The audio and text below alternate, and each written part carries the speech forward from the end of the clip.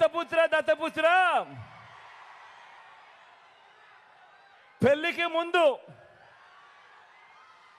పెళ్లికి ముందు పవిత్రమైన హామీలిచ్చి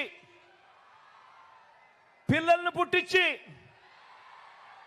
పెళ్లి కాగానే 4 ఏళ్లకు ఒకసారి 5 ఏళ్లకు ఒకసారి కార్లు మార్చేసినట్టుగా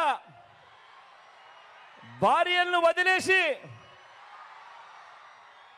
ఇప్పుడు నియోజకవర్గాల్ని కూడా అలవోకగా వదిలేస్తా ఉన్నావు.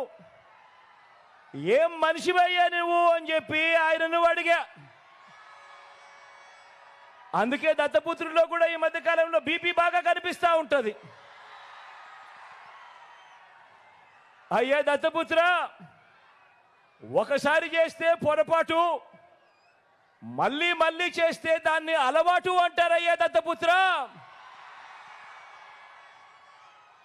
పవిత్రమైన సాంప్రదాయాన్ని నడి రోడ్డు మీదకి తీసుకురావడము, ఆడవాళ్ళ జీవితాలను చులకనగా చూపించడము ఘోరమైన తప్పు కాదా అని అడుగుతా ఉన్నాను.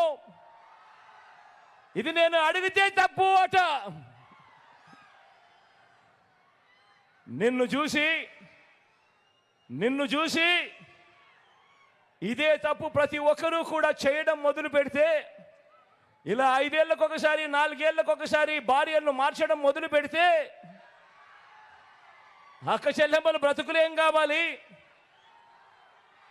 అని కనీసం ఆలోచన కూడా చేయని ఈ పెద్ద మనిషిని నువ్వు చేస్తా ఉన్నది తప్పు కదయ్యా అని అంటే చాలు, ఆ పెద్ద మనిషిలో కూడా బీపీ విపరీతంగా పెరిగిపోతుంది.